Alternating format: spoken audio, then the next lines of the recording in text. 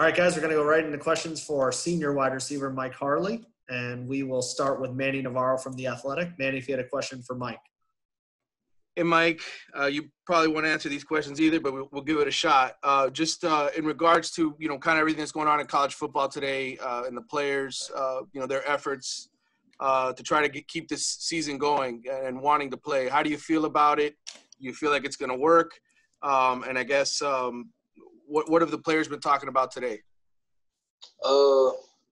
Leaving it all to God, just trusting God, and taking every advantage we have to go out and practice on Green Tree. Now, we don't really talk about it. We see all the negativity on Twitter, and it messes with your mental. But we don't want to bring all that to the locker room and then to the practice field. So we just focus on the next day and the next task that we have. Thank you. Great. Mike, next we're going to go to Matt Shodell at Kane Sport. Matt, if you had a question for Mike. Yeah, hey, Mike. So I asked Coach Likens about this, but, he wants to use 5 or 6 receivers in games. And obviously there's not a lot of experience. He's sort of stressed that there's a lot of inexperienced younger guys who make mistakes. So can you sort of talk about the overall unit, if you think that the depth is sort of at a good spot, and how much has to happen very soon, assuming you have a season, for you guys to really reach your potential as a wide receiver unit? Oh, yeah. My opinion, on the field with the older guys and the younger guys, I feel like everyone ready. We just getting our feet back wet. This is day 3 of practice, day 4 of practice, and really it's like day 8 of the spring, because we have 4 days in spring, 4 days here. So you got a couple mental errors, and we just the younger guys just got to take what we learned from the film room, from the classroom, and go out on Green Tree and apply it. As I say, it's no pressure. We all gonna make mistakes, but we just learning how to go all out and just how to control our effort and just do the little things right. Everything gonna come. Great. Mike, next up we're going to go to Will Manzo at WPLG. Will, if you had a question for Mike.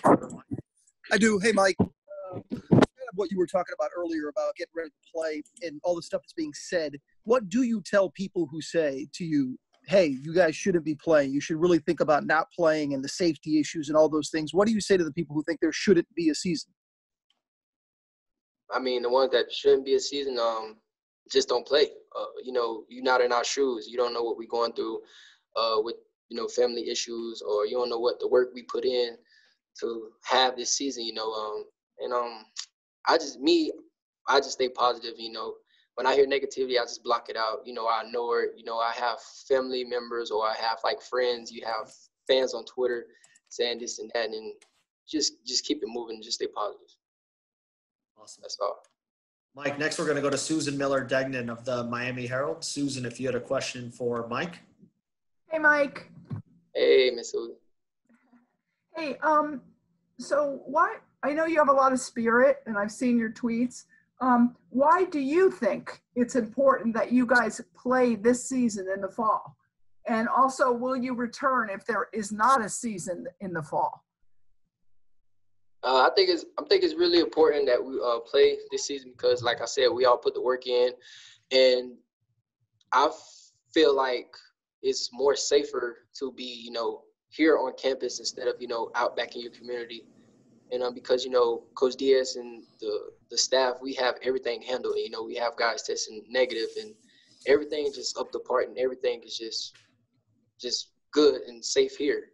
And, if we don't have a season, it's God's plan. Yes, I'll be coming back most likely, just not just going to leave the team like that. I'm all Thank for you. the team. Awesome. Mike, we're going to go to David Ferones of the Sun Sentinel. David, if you had a question for Mike.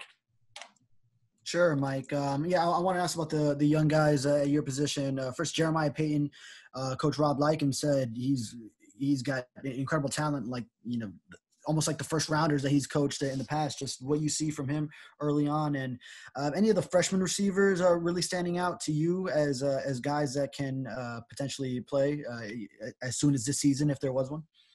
Yes, starting off with Jeremiah Payton, like you said, me and a couple guys, like me and Jeff Thomas, KJ Osborne, a couple guys last year, seen the glimpse in the talent that JP has, and we know what he's capable of. So, me being the older guy, I'm just, trying to keep him level-headed, trying to keep him focused, and make sure he's consistent when it comes to practice. And to the younger guys, yeah, you got Keyshawn with the flash of speed, great. He tracked the ball great. You got Restrepo playing the slot with me and Marshall Few. He's one of the toughest guys on the court that we have. Great hands, great routes. And, got the Zaylen, Michael Redding working on the outside as well, competing for that spot. And, when the younger guys, from my opinion and from my view of practice, when they get their shot, they make the most out of it. If it's a critical error, we just not learning the playbook all over again. But they'll be ready before the first game. They'll Awesome. be ready. Mike, we're going to go to David Lake at 24/7 Sports. David, if you had a question for Mike. Yeah, Mike, you tweeted yesterday that you wanted to play this season just because of all the hard work you put in this offseason. So I wanted to ask you about that hard work. On the official roster going into the season, you're listed, I think, maybe the heaviest you've ever been at Miami. Have you put on some good weight this offseason? And then, also during the offseason, you put some videos up on social media of you on that, fast treadmill. What was the top speed maybe you hit on that treadmill? And just all this put together, how do you feel like it's going to translate on the field for you? The fastest I hit on the treadmill was 24 miles per hour. And, I'm up to weight. I feel good. I feel explosive. I feel fast. Did a lot of speed training in the off season. Did a lot of strength and training. And I did a lot of Pilates and yoga, and working on my flexibility to make me perform well on the field as well. And I just did a lot of training. And then when we get the all call to come back on campus, we just got it in, and I just committed myself to the ground. So I just know that it's only right to play. You know what I'm saying? Because a lot of kids around the country, not just me, not just King and Coast, there's a lot of kids in Nebraska and Ohio State that just put the work in. We should have a chance to show our talent, show our hard work that's going to pay off. Awesome. Mike, we got time for a couple more. We're going to go to David Wilson of the Miami Herald. David, if you had a question for Mike. Hey, Mike, how's it going? A lot of the talk, obviously the players have been kind of driving this, we want to play in the last 24 hours. And, there's been some talk about potentially, the idea of a college football players association or something like that to really kind of formalize a voice. Do you think that's something important going forward, that there is some sort of official formal way that players can kind of have a voice in these conversations?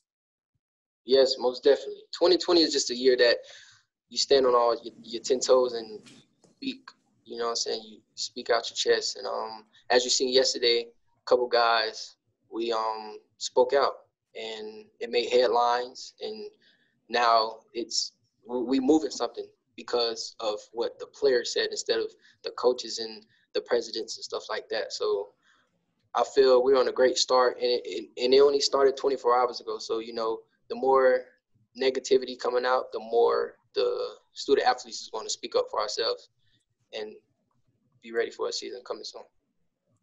Awesome. Mike, last up, we have Chris Stock from Inside the U. Chris, if you had a question for Mike. Yeah, Mike, can you talk about your relationship with De'Aaron King, maybe how that's evolved, or maybe some of the things you were able to do over the summer, even just being in different areas as you continue to get to know him, and then also, your connection with him on the field as well as off the field. Okay, when De'Aaron King first came in, we just watched a couple glimpses of the new offense. It's in the spring, we just watch a couple clips of the offense, probably 10 o'clock at night when he first transferred in. So I clicked it right then and there off the field. And with the pandemic, he been in Houston, I've been in Atlanta, or I've been down here for a lot of we'll FaceTime, and he'll check up on all the receiver groups, check up on me, and we'll talk. And then in the off season we did weightlifting, and after weightlifting we go outside and just get our chemistry right. And on the field it just clicks. He'll give me a look and I give him a look and let him know I'm ready. And he do the same thing with any other receiver that get on the field and tight ends that will. Awesome. Mike, thanks for spending a few minutes with us tonight, and good luck the rest of camp. I'm sure we'll be talking to you soon. Yes, sir. Appreciate it. Y'all be blessed.